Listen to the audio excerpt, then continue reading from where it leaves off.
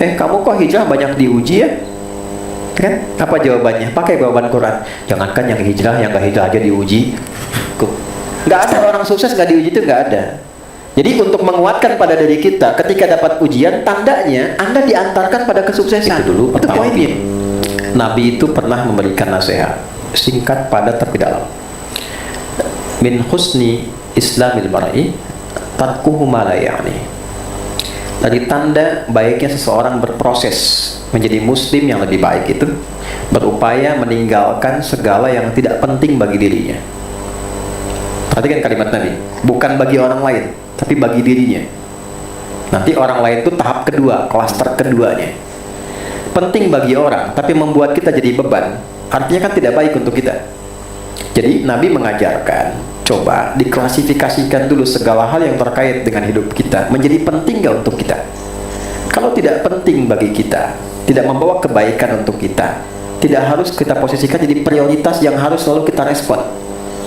Lalu dicontohkanlah kemudian lewat kisah ya. Di dalam Al-Quran penuangan itu indah dalam surat Luqman. Nah, surat ini lahir dari kebijaksanaan Luqman ketika mengalami satu pendidikan untuk anaknya, prosesnya. Luqman sedang jalan itu dikumpulkan di surah ke-31 dari ayat 12 sampai ayat 19. Gambaran konkret dari ini, formulasinya begini. Ini kisahnya viral. Luqman itu sedang jalan sama anaknya, lalu ingin nguji opini publik, kan? Komen orang. Jalan pakai keledai, keledainya dituntun. Komentar orang, opini publik yang pertama, ini kurang sehat ya ayah dan anak, punya keledai gak dinaikin. Maka keduanya sepakat untuk naik. Begitu dinaiki oleh keduanya, komen berubah lagi. Jahat ya ayah anak ini, keledai kecil dinaikin berdua. Maka turun lagi, turunlah anaknya, ayahnya naik. Maka muncul komen lagi, ayahnya kejam ya, anaknya suruh nuntun, ayahnya naik. Tukar, anaknya naik, ayahnya turun. Muncul komen selanjutnya, ini anak durhaka ya, ayah suruh nuntun, anaknya naik. Maka keduanya memutuskan kita rehat sejenak, duduk di bawah naungan pohon, lalu lihat kalimat indahnya ini. Nah, kata Luqman, kalau engkau sudah punya program yang matang dan baik, jangan banyak terpengaruh oleh opini publik pada dirimu yang membuat engkau menjadi lemah dan ragu. Karena sebagaimanapun engkau melangkah, opini itu tetap akan ada. Dan sebelum kita lulus pada ujian itu, opini itu akan terus berkembang. Jadi kuncinya ada pada kita sendiri. Kalau kita terlalu memfasilitasi, mengakomodir semua opini yang ada, itu akan merubah pendirian kehidupan kita. Pada akhirnya nggak akan pernah stabil. Muncul ini, muncul itu. Sebelum lulus di situ akan terus ada. Maka luluskan dulu pada standar yang pertama. Jika menurut kita hal itu tidak membuat diri kita menjadi lebih baik dan tidak penting untuk stabilitas kita, sepanjang sudah bagus, tidak harus kemudian kita merespon hal-hal demikian. Satu dulu itu, jangan dibuat mempengaruhi diri kita. Kalau kita sudah merasa stabil dengan keadaan itu dan ingin memberikan pesan sehingga orang-orang mendapatkan pesan positif yang inspiratif dari situ, maka turun lagi ayat-ayat berikutnya. Contoh, Quran surah kedua ayat 214, paling kanan sebelah bawah di mushaf tuh. Am hasibtum an tadkhulul jannata walamma ya'tikum mathalul ladzina khalau min qablikum massatuhumul ba'sa wad-dharra wa zulzilu hatta yaqula ar-rasul wal ladzina amanu ma'ahu mata nasrullah. Satu. Standar yang kedua, Quran surah kedua, mundur ayatnya sedikit, ayat 155. Walanabluwannakum bisyai' minal khawf wal ju' wa naqsi minal amwal wal anfus wat thamarat wa basyiris sabirin.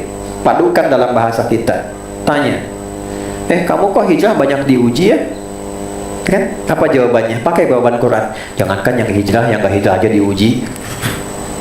Standar sekali. Semua yang hidup kan diuji. Jangankan yang hijrah, yang gak hijrah pun diuji. Jangankan yang baik, orang gak baik pun diuji juga. Ya? Jangankan yang sedekah, yang mencuri pun diuji juga.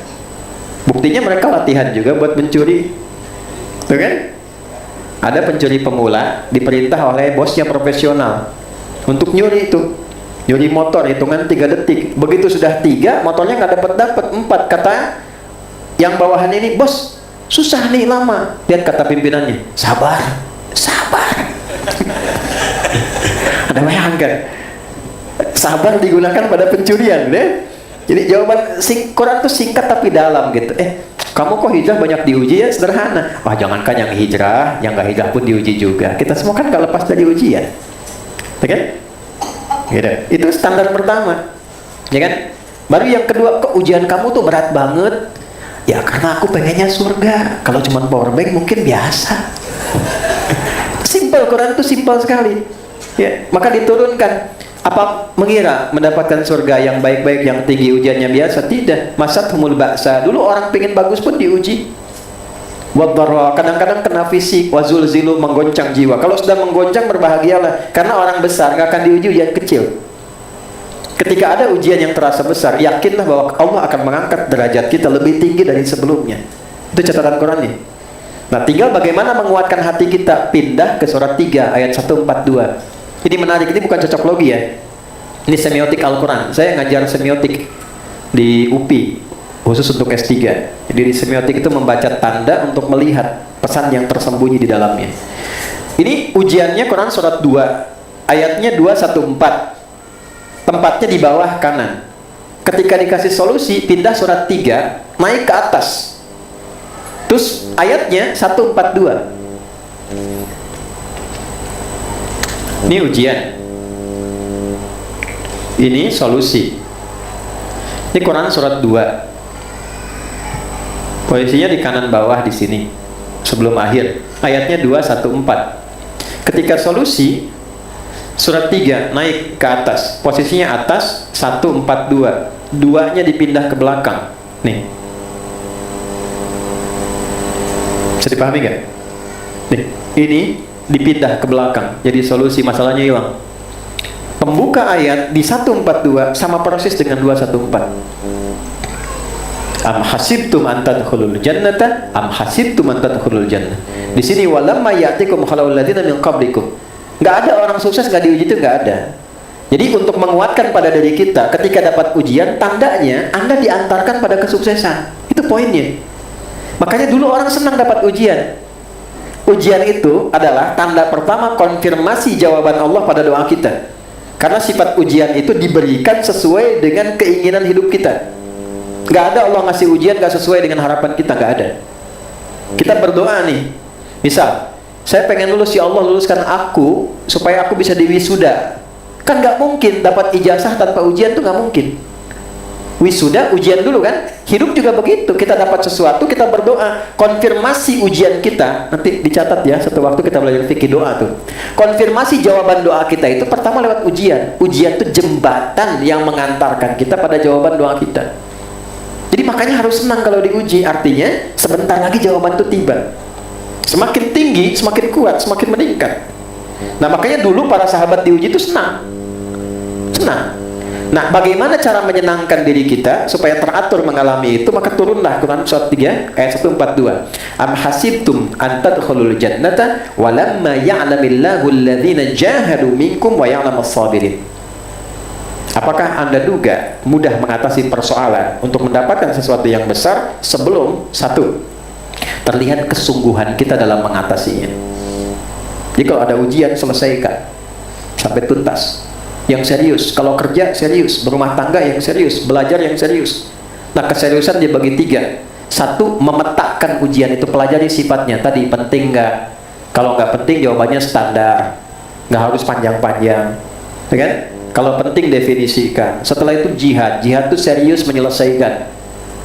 Jangan menunda, apalagi mengakumulasikan persoalan. Punya masalah di malam hari, kata Nabi, jangan sampai jadi siang. Suami istri punya masalah malam, selesaikan di malam hari.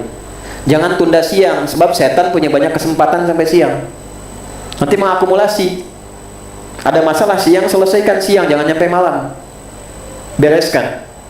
Kemudian mujahadah. Mujahadah itu perjuangan menguatkan hati supaya nggak goyah. Wa ya'lamas sabirin, kemudian sabar menerima itu. Tadi sifatnya demikian. Tidak harus kita menjawab sesuatu itu dengan sesuatu yang detail, terperinci, tapi tidak memberikan kepastian. Lihat sifat yang nanyanya. Ya, tadi gunakan psikologi Qurannya.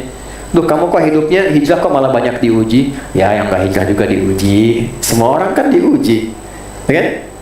Tapi kok kamu kok banyak banget ujiannya? Nah, karena kan harapanku surga. Pantas kan banyak diuji.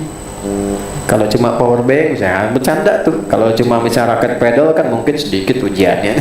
Lihat hobinya aja apa, gitu ya. Nah, jadi hal-hal demikian yang secara psikologis itu rumusnya ditemukan di Quran surat 16 ayat 125.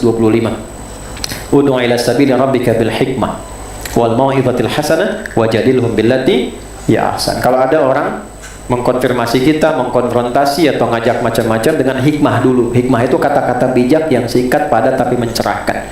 Sebelum mau itu hasanah ngasih banyak nasihat atau berdiskusi, berdebat dengan cara yang terbaik.